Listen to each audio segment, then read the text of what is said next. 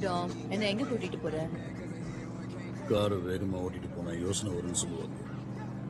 நீ எங்க போயிருந்த, எங்க போறன்னு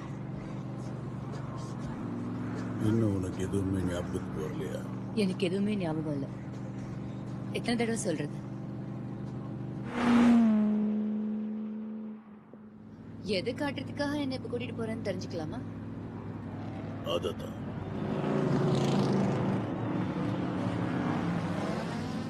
ரேஸ் வார்ஸ்.